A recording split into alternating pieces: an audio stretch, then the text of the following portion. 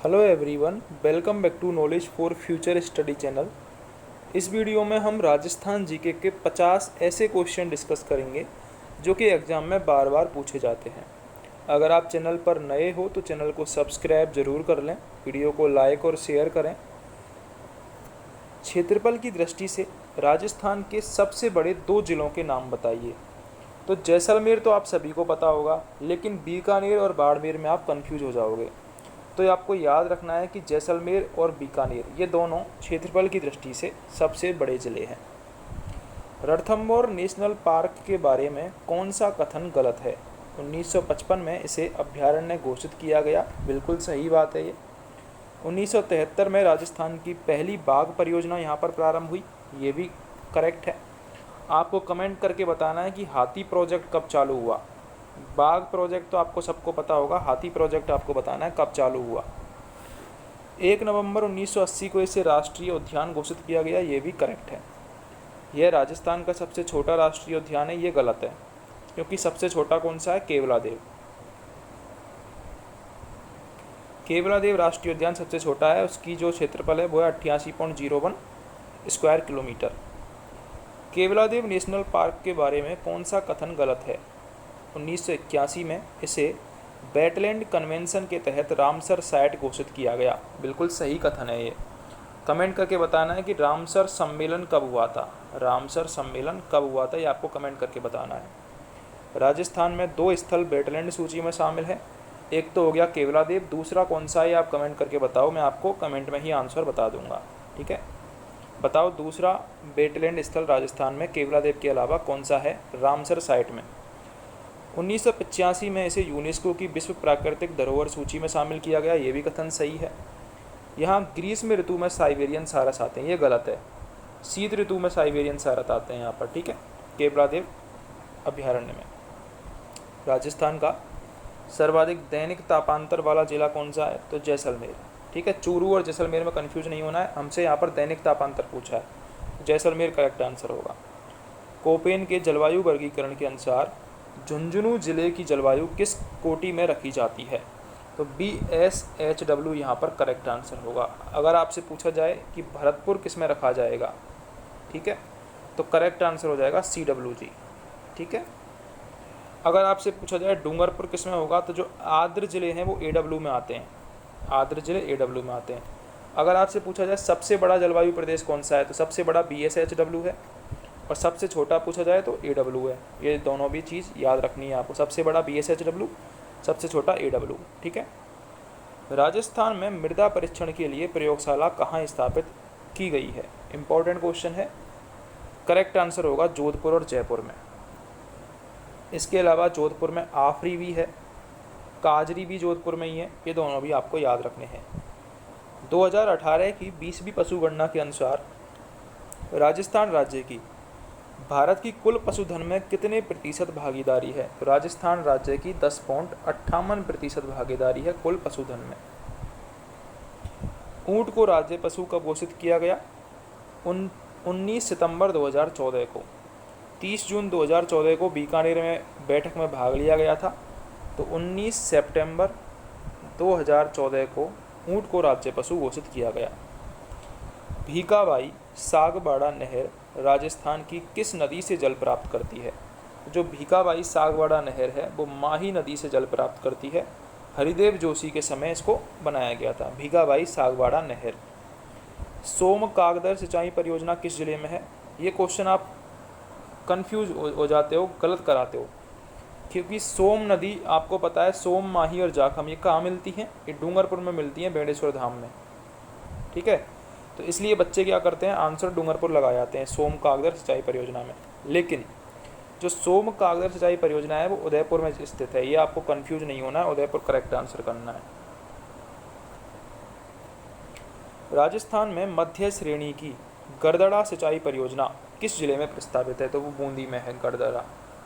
ठीक है, कमेंट करके बताना है लिहासा सिंचाई परियोजना कहाँ पर है। ठीक है, इसके अलावा तकली सिंचाई परियोजना कहाँ पर है, कमेंट करके बतानी है आपको। ठीक है, निम्न में से कौन सा सही सुमेलित नहीं है? कवरसेन लिफ्ट नहर बीकानेर में है, गंधेली सहवा लिफ्ट नहर चूरू, राजीव गांधी लिफ्ट नहर जैसलमेर, ये गलत है, ठीक है। गजनीर लिफ्ट नहर नागौर, ये सही है। राजस्थान में भीम सागर सिंचाई परियोजना कहाँ स्थित है? तो जो राजस्थान की भीम सागर सिंचाई परियोजना है वो कहाँ पर है? झालावाड़ में। राजस्थान की भीम सागर सिंचाई परियोजना झालावाड़ में है। द ऑप्शन इसका करेक्ट आंसर होगा। निम्नलिखित में से कौन सा सुमेलित नहीं है? बीसलपुर परियोजना टोंक में है, बिल्कुल सही बात है। कमेंट करके बताओ किस नदी पर है, नदी आपको कमेंट करके बतानी है। सोम कमला अम्बा, ये डूंगरपुर की है, बांसवाड़ा की नहीं है, ठीक है। मेजा बांध परियोजना भीलवाड़ा की है। छापी परियोजना झालावाड़ की है, ठीक है। राजस्थान में सबसे लंबा बांध कौन सा है? तो सबसे लंबा बांध जो है वो है माही बजाज सागर, कंफ्यूज नहीं होना है, सबसे लंबा सबसे ऊंचा, माही बजाज सागर सबसे लंबा बांध है। सबसे बड़ा बांध पूछा जाए तो राणा प्रताप सागर आएगा। सबसे ऊंचा पूछा जाए तो जाखम बांध आएगा, कितना है? 81 मीटर ऊंचा है, ठीक है। अगर आपसे पूछा जाए कि मारवाड़ का अमृत सरोवर तो जवाई बांध आएगा, ठीक है। पेयजल परियोजना बीसलपुर बांध आएगा। तो ये सारी चीज़ें आपको याद रखनी है। निम्न में से राजस्थान के किस पावर स्टेशन की अधिष्ठापित क्षमता सर्वाधिक है? तो सूरतगढ़ थर्मल पावर स्टेशन की है 2160 मेगावाट, छबड़ा की है 2320 मेगावाट, 2320 मेगावाट, कोटा की है 1240 मेगावाट और काली सिंध की है 1200 मेगावाट।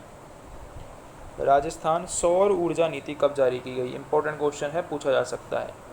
तो राजस्थान सौर ऊर्जा नीति 8 अक्टूबर 2014 को जारी की गई, 8 अक्टूबर 2014।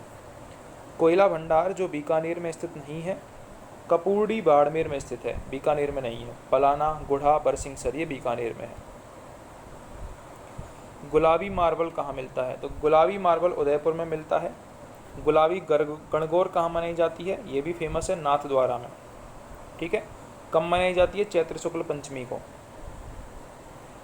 जो गणगौर का त्यौहार है वो 18 दिन तक मनाया जाता है, तृतीया तक। लेकिन ये जो नाथद्वारा में जो मनाई जाती है गुलाबी गणगौर, ये पंचमी को मनाई जाती है। जामसर क्यों प्रसिद्ध है? तो जामसर जिप्सम के लिए प्रसिद्ध है। इसके अलावा कोट मांगलोद खान भी प्रसिद्ध है नागौर की।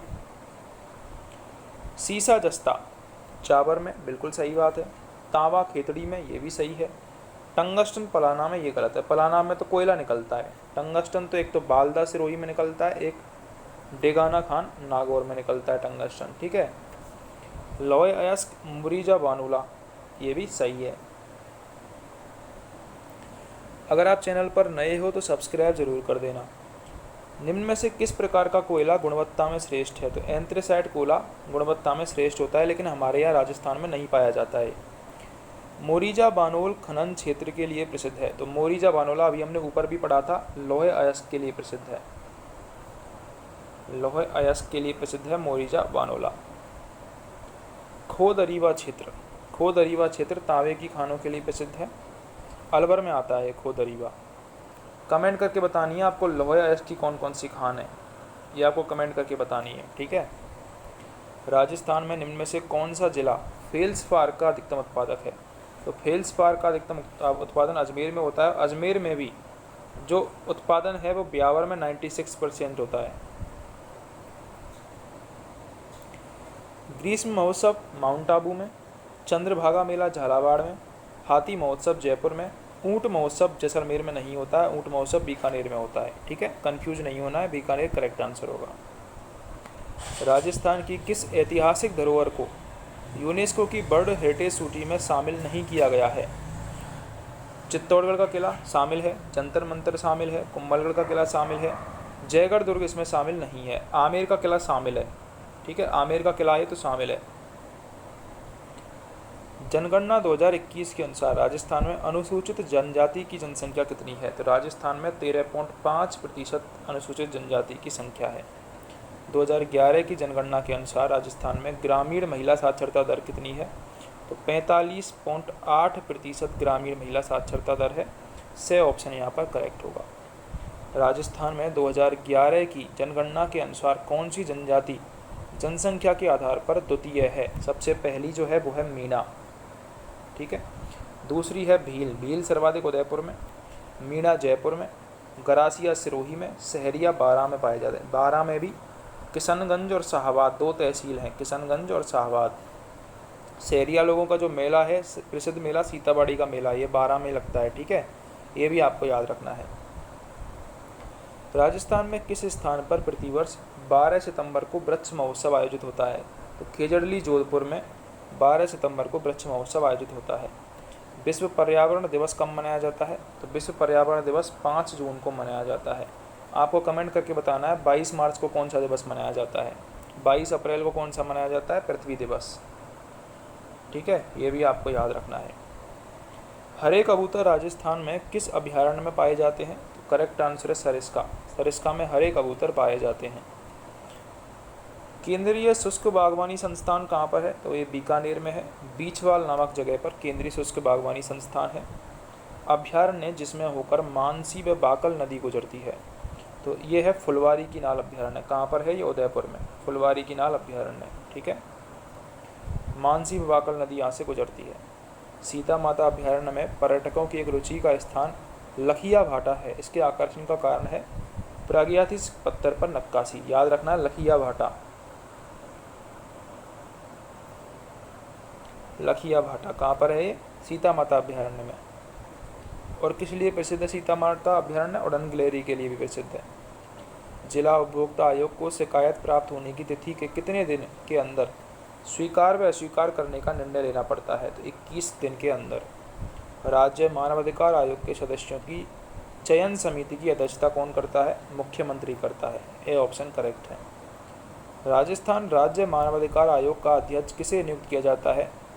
तो उच्च न्यायालय के पूर्व न्यायाधीश को। वर्तमान में है जी.के. व्यास, राजस्थान राज्य मानवाधिकार आयोग के अध्यक्ष। समिति जिसकी सिफारिश पर देश में पंचायती राज लागू किया गया था, तो इसके नेतृत्व करता थे बलवंत राय मेहता। 2 अक्टूबर 1959 को पंचायती राज व्यवस्था की शुरुआत की गई थी बगदरी गांव से। कहाँ पर है ये? नागौर में है। जवाहरलाल नेहरू ने इसकी शुरुआत की थी और समिति के नेतृत्वकर्ता कौन थे? बलवंत राय मेहता। पंचायती राज संस्थाओं की समस्याओं का अध्ययन करने हेतु भारत सरकार द्वारा 1986 में किस समिति का गठन किया गया? तो L.M.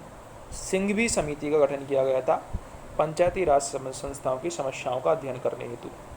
मुगल काल में नगर प्रशासन का अधिकारी कहलाता था कोतवाल। से ऑप्शन यहाँ पर करेक्ट होगा। मुकद्दम गांव का मुखिया होता था। मेवाड़ के किस महाराणा ने अजमेर दरगाह के लिए 4 गांव अनुदान में दिए थे? इंपॉर्टेंट क्वेश्चन है, पूछा जाता है।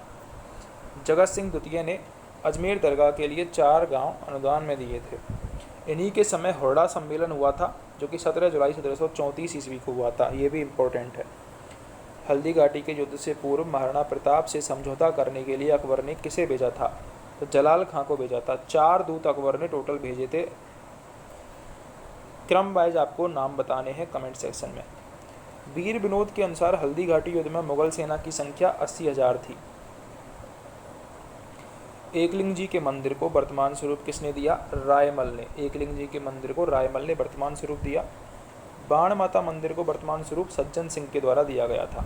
बाण माता मंदिर सज्जन सिंह, एकलिंग जी का मंदिर रायमल। सूरज प्रकाश किसकी रचना है? तो सूरज प्रकाश ये किसकी रचना है? महाराजा अभय सिंह के समय की रचना है ये। कर्णीदान इसका करेक्ट आंसर होगा। सूरज प्रकाश कर्णीदान की रचना है। मोटा राजा उदय सिंह को मोटा राजा की उपाधि किसने दी? अकबर ने। मारवाड़ के प्रथम शासक थे जिन्होंने मुगलों की अधीनता स्वीकार करी थी, मोटा राजा उदय सिंह। मेवाड़ व राजस्थान में सर्वप्रथम छापामार युद्ध प्रणाली का प्रयोग किसने किया था? और इन्हें महाराणा प्रताप का अग्रगामी भी कहा जाता है। रावचंद्र सेन करेक्ट आंसर होगा। से ऑप्शन करेक्ट है। तो अगर आपको क्वेश्चंस हेल्पफुल लगे हों तो चैनल को सब्सक्राइब जरूर कर देना।